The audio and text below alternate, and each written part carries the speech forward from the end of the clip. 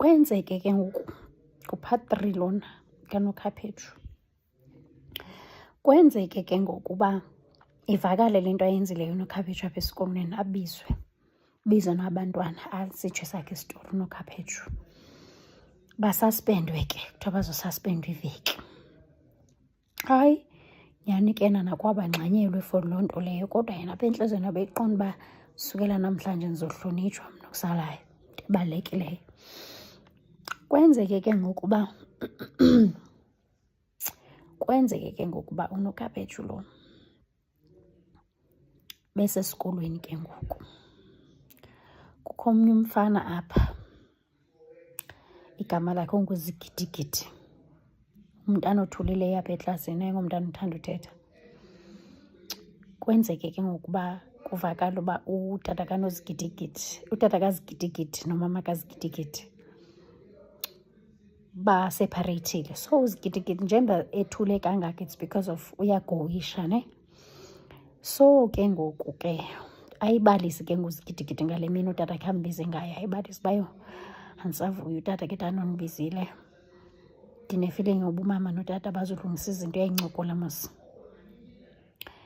Hayi, ngale mini ke ngoku uZigidigidi ehambe eyobona utatakhe, afike abethwe lizulu. Bavakashelwe lizulu kowabo, ubuhlekazi avakashe, asweleke uZigidigidi.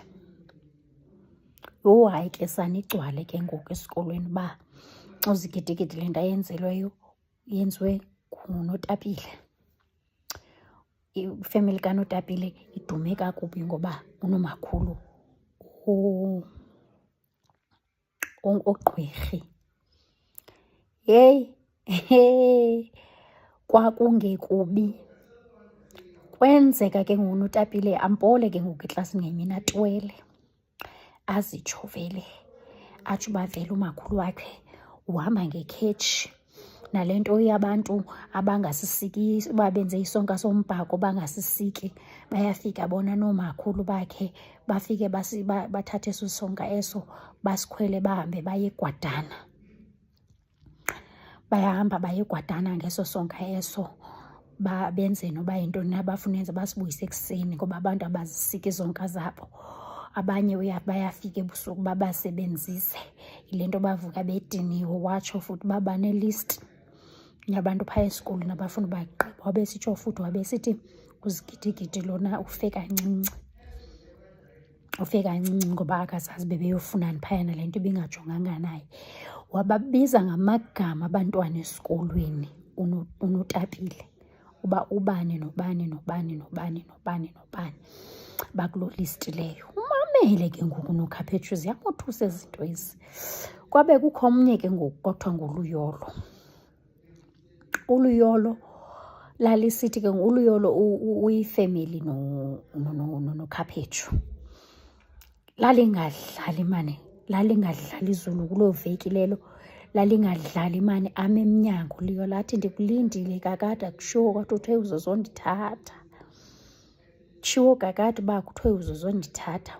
Uyothuka ke ngoku uNokhaphetshu uba yeni nani lo mntu njengoba bendicele noba afuna uba ngumatha nje wam.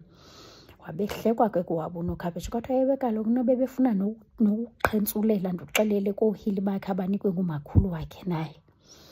Yayimbi into kaZigidigidi, nditsho nangexesha wayongcwatywa kwakukubi. Ezisola ke ngoku uNokhaphetshu uba Thixo, ndandifunani kulo mhlaba mna abantu abathakatha openly. Yayiva, ngapha kukho enye ilali esezantsi, akungeni kwamoto. Ayibuze uNokhaphetshu le nto uba le lali lena ephayana endaweni ethile ekungangeni kwamoto, uba ke yagrosara yonke into yakhona yehla ngeleli, kwakutheni?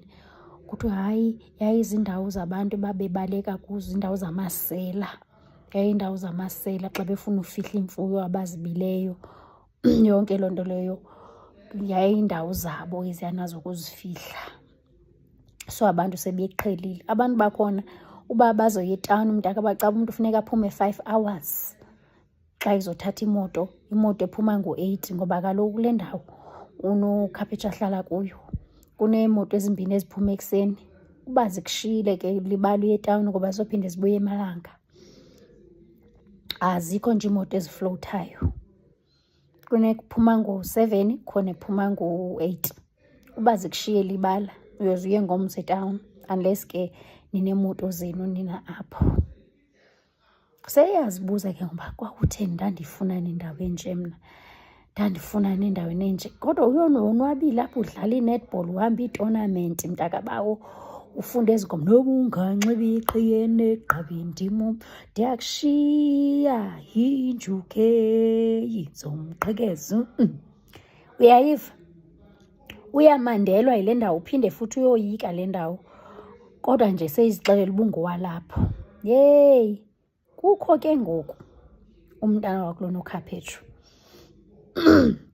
okhuthela ingathi uphambene, akafundi, akathandi uncokola, unobuqabarha, akathandi nezihlangu, akathandi nohlamba.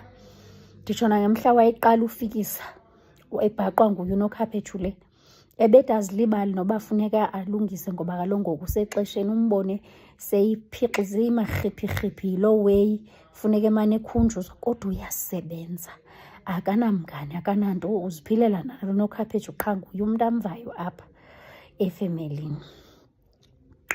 Bahamba ke ngoku nokhaphetshu, uhamba naye ke ngoku lona unantsika umxoxozi, unomxoxozi. Bahamba bayotheza ngenye imini. Kule nto yabo ke ngoku unokhaphetshu nonomxoxozi beyotheza nje, wathwalwa ke unomxoxozi phambi kwanokhaphetshu. Wathwalwa. Wabuye elila unokhaphetshu engayazi noba yintoni le nto yomthwalo, efike exela nje uba kukho abantu abafike barhiphula abakidnephe. Ufika yena uthi bakidnephe unomxoxozi ntoni. Kwabe kuthunyelwa abantu emalanga uba sicela ningamkhangeli unomxoxozi ukuthi sisazobuya sizomcela kakuhle ngendlela erayithi, ukuze unokhaphetshu ayazi uba kukho into ebizwa ngokuthwala, uba abantu bayathwalwa basiwe emendweni. Uyeza ku-part 4 kanokhaphetshu.